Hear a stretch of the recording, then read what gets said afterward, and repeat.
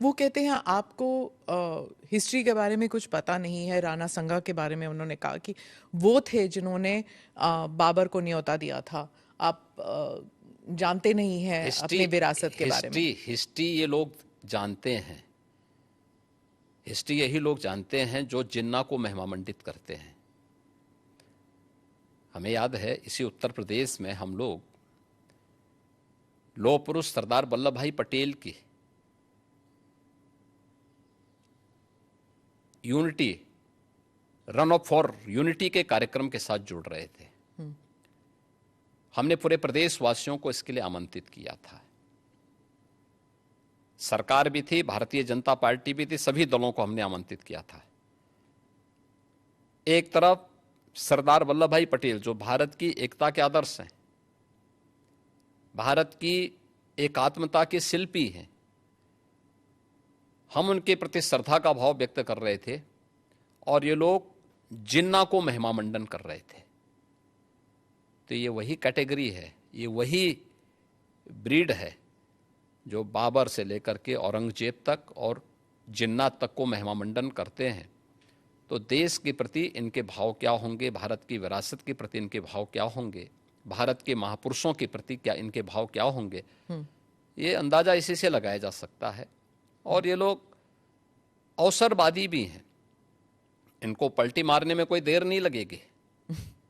भाई आज कर रहे हैं तो कहीं वोट लेना होगा, तो उनके कुछ नेताओं ने बयान देने शुरू किए हैं कि अब जो लॉस हो रहा है और जो कटघरे में खड़े हुए हैं, ठीक है, तो उसके बारे में इन्होंने कहना शुरू कर दिया, नहीं साहब ये तो जो है उन्होंने गलत बोला है और ये तो राष्ट्रीय महापुरुष थे, राष्ट्र नायक थे। राणा सांगा के इतिहास को अगर इन्होंने पढ़ा होता, वो महान योद्धा जिसके शरीर के घाव इस बात को बताते थे कि इन्होंने भारत की धर्म और संस्कृति को बचाने के लिए उस समय किस प्रकार के पराक्रम का परिचय दिया था। ये महाराणा प्रताप, महाराणा सांगा, छत्रपति शिवाजी महाराज और गुरु गोविंद सिंह के बारे में ये लोग बताएंगे। इतिहास के बारे में लोग क्या जानते हैं?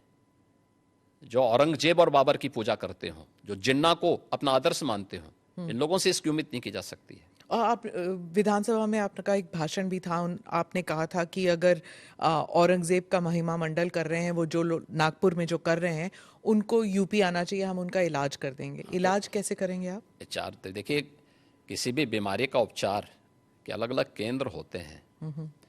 तो यूपी ऐसे लोगों को बहुत अच्छा उपचार देता है, उनकी जैसी डिमांड होगी उस प्रकार का उपचार दे देंगे। महाराज, आपके राज्य में क्या मुसलमान सुरक्षित है? क्योंकि आए दिन सनातन की बात होती है। आप योगी हैं, मुख्यमंत्री हैं, महाराज हैं, क्या हैं आप फिर? मैं एक सामान्य नागरिक हूँ, उत्तर प्रदेश का एक नागरिक हूँ, और एक नागरिक में एक योगी हूँ जो सबके सुख और सबके निरोगता की कामना करता है, सबका साथ और सबके विकास के मंत्र पर विश्वास करता है, और उसी भाव के साथ हम लोग कार्य भी करते हैं। आप मुझे बताइए, दुनिया की सबसे प्राचीनतम धर्म और संस्कृति है सनातन धर्म। उसके नाम से ही आप अंदाजा लगा सकते हैं दुनिया की कोई जाति, मत और मजहब नहीं है जिसको उसकी विपत्ति के समय सनातन धर्मावलंबियों ने शरण न दी हो, उसके संरक्षण के लिए उसको हर प्रकार से फलने फूलने के लिए अवसर न प्रदान किया हो। लेकिन बदले में उसे मिला क्या? बदले में मिला क्या? और दुनिया के अंदर कोई उदाहरण नहीं, कोई उदाहरण नहीं कि कहीं भी हिंदू राजाओं ने दुनिया के अंदर कहीं भी अपने बल पर, अपने वैभव के दंभ से किसी पर आधिपत्य स्थापित किया हो, कहीं नहीं है। देखिए उदाहरण, अयम निज परोवेति गणना लघु चेतसाम उदार चरितानाम तो सुधेव कुटुंबकम, इस सनातन वाक्य है। दुनिया के अंदर कोई बोलता है? दुनिया के अंदर किसी ने इसका आचरण किया? कोई नहीं किया। सब तो हड़पना चाहते हैं। यानी यह अपना है, यह पराया है, यह भेदभाव छोटी संकुचित बुद्धि के लोग करते हैं। उदार चरित्र के लोगों के लिए तो पूरी दुनिया ही एक परिवार है। इस भाव के साथ सनातन धर्मावलंबी ने हमेशा काम किया है। और आज भी उदाहरण देखने को मिल सकता है कि 100 हिंदू परिवारों के बीच में 100 हिंदू परिवारों के बीच में एक मुस्लिम परिवार सबसे सुरक्षित रहता है।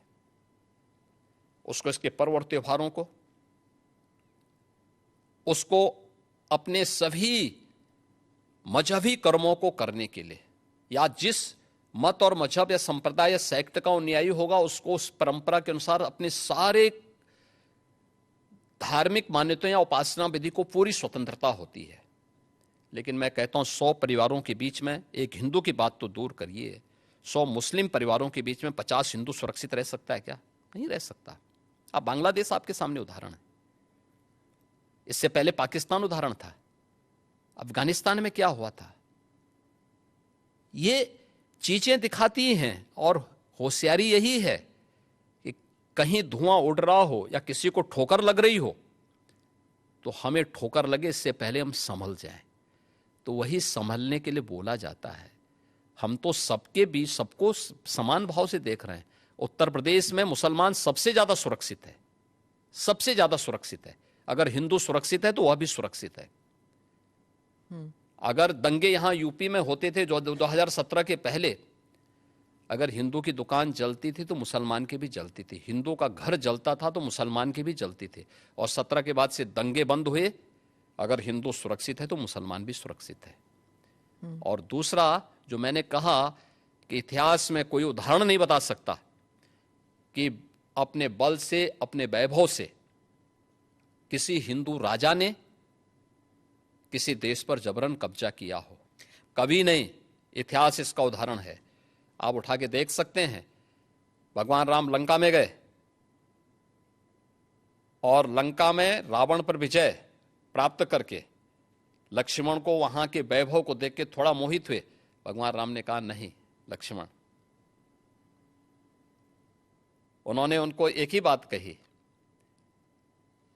और मुझे लगता है कि आज की पीढ़ी के लिए बहुत प्रेरणादायी है जो उन्होंने उस समय कही थी।